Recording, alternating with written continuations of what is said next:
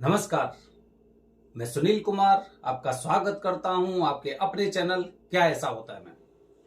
दोस्तों, दोस्त हमारे ऊपर इस तरह से हावी होते हैं कि हमसे काफी बार तो छूटने से पहले, दोस्त खत्म होने से पहले अपना पूरा प्रभाव देकर, पूरा परिवार, पूरा जहर आपके अंदर घोलकर आपसे पाप भी करवा देते हैं।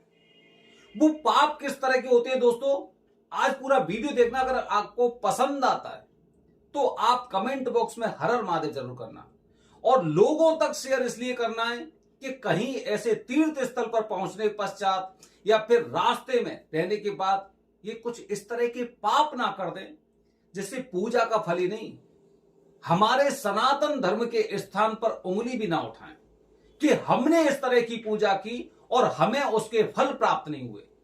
वजह देखिए दोस्तों कि किस तरह से हम लोग कुछ इस तरह से पाप कर देते हैं रास्ते में कि जिसकी वजह से पूजा का फल ही नहीं बल्कि वो दोष को बड़ी प्रसन्नता होती है कि इस पे से दोष खत्म नहीं हुआ बल्कि दोष में और ज्यादा बढ़ोतरी हो गई। किस तरह से होता है दोस्तों, सबसे पहले जब हम पूजा करने के लिए जाते हैं, चाहे काल सर्प दोष हो, पितृ दोष हो, किसी भी तरह की पूजा हो, पूजा करने जाते हैं तो हम घर से एक अर्जी लगाते हैं। अर्जी मतलब पहले से भगवान शिव जी से प्रार्थना कि हम इस दोष के निवारण के लिए हम आपके स्थान पर आ रहे हैं और पूजा करने के लिए, और हमें पूर्ण विश्वास है कि हमारा दोष पूरी तरह से मुक्त होगा इस पूजा के पश्चात।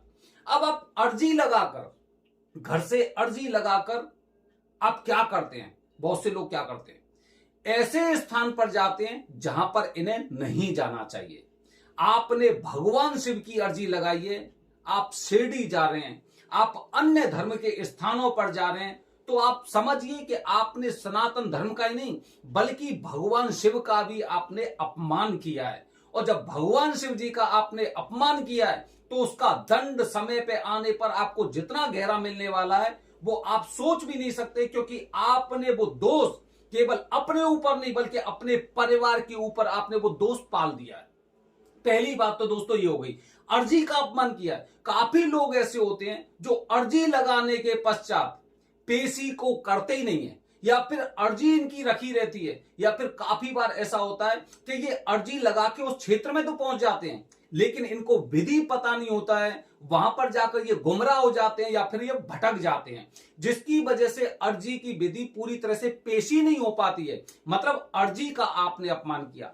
आपने अपने घर से अर्जी लगाई और अर्जी लगाने के पश्चात अगर विधिवत तरीके से अगर आपने पेशी नहीं की है तो ये अर्जी का अपमान होता है। और जब अर्जी का अपमान होता है तो आप अपने दोष को बढ़ावा दे रहे हैं, और दोष को बढ़ावा देने के साथ ही आप भगवान शिव जी का अपमान भी कर रहे हैं, क्योंकि आपने अर्जी में क्या बोला है, आपने अर्जी में बोला है कि मैं इस दोष के निवारण के लिए आपके मंदिर परिसर में या फिर मंदिर में या फिर जो स्थान बताया गया है वहां पर मैं पूजा करने के लिए आ रहा हूं और मेरी पूजा पूरी तरह से फलित हो। ठीक है, अच्छा, ये अपमान कर दिया। अब दोस्तों आप सुनिए, अब किस तरह से और अपमान कर रहे हैं। अगर ऐसे तीर्थ क्षेत्र में आप अपने देव का अपमान कर रहे हैं, आप पंडितों का अपमान कर रहे हैं, ब्राह्मणों का अपमान कर रहे हैं और आप अपने स्थान का अपमान कर रहे हैं, तो आपको इस पूजा का बिल्कुल फल प्राप्त नहीं होता, बल्कि ऐसा दोष आपके परिवार में रहकर केवल आपको नहीं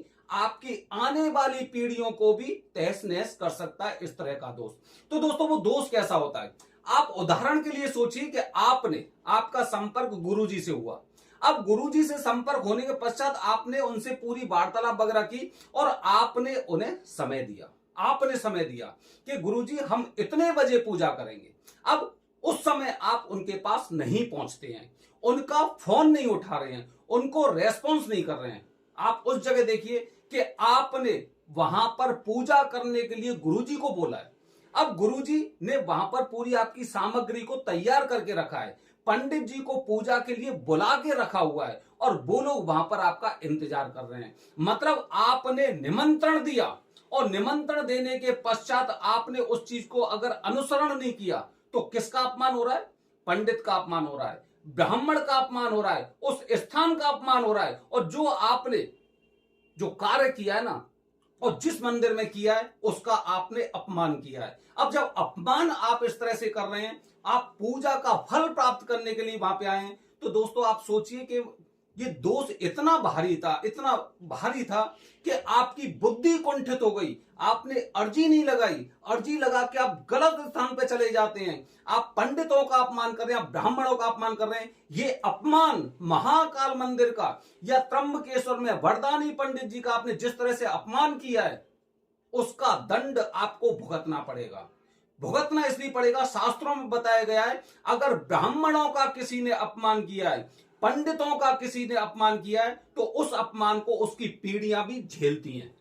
तो दोस्तों कभी भी अगर आप जा रहे हैं, अगर आप गुरुजी को समय दे रहे हैं, गुरुजी से आपका संपर्क हो रहा है, आप बोल रहे हैं कि गुरुजी हमारी पूजा की सामग्री तैयार करके रखिए, हमारी पूजा की तैयारी करके रखिए। अरे मत बोलिए ना, जगह अगर आपको पूजा नहीं करनी तो उनसे मना कर दो, गुरुजी अभी हम पूजा नहीं करेंगे, हम पूजा बाद में देखेंगे, सोच विचार के करेंगे। क्योंकि जो चीज आपने बताई है आज ऐसा ही हुआ। कुछ लोग ऐसे थे जो कहीं मतलब ऐसी शिरडी जैसी जगह चले गए, अर्जी लेके जा रहे हैं। कुछ लोग ऐसे हैं जिन्होंने अर्जी लगाई लेकिन पेश ही नहीं कर पाए। क्या किया? अर्जी का अपमान किया। वो अर्जी गुरुजी के पास रह गई, न जाने कहां चले गए, न जाने कहां भटक गए। आपने क्या किया? आप सोचिए, आपने किसका अपमान किया है? आपने एक ब्राह्मण का अपमान किया है, आपने पंडितों का अपमान किया है, आपने उस स्थान का अपमान किया है, आपने अर्जी का अपमान किया है। आपकी पेशी नहीं हो पाई, आप इतनी दूर से यात्रा करके आए, और जब इतना अपमान करने के पश्चात भी अगर आप ये सोचते हैं आपको पूजा का फल प्राप्त होगा, तो आप मान लीजिए कि पूजा का फल नहीं, इस अपमान का खामियाजा भी आपको भुगतना पड़ेगा।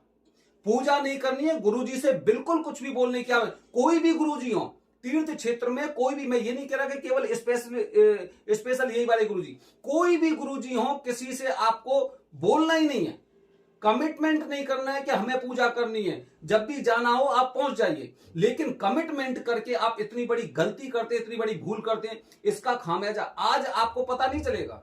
हो सकता है काफी लोगों तो रास्ते में ही पता चल जाएगा कि किस तरह का अपमान किया है, और काफी लोग पीढ़ी दर पीढ़ी इस अपमान के आग में जल भी सकते हैं। ब्राह्मणों का अपमान इतना आसानी से आपके जीवन से नहीं जाएगा।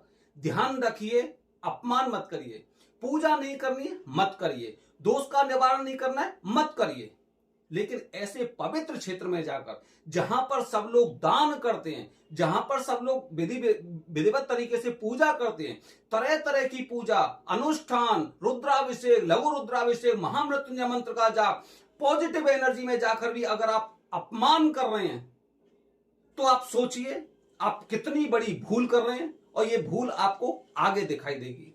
तब आपकी सुनने वाला कोई नहीं होगा। बने रहिए हमारे चैनल के साथ दोस्तों। हर हर महादेव, हरि ओम।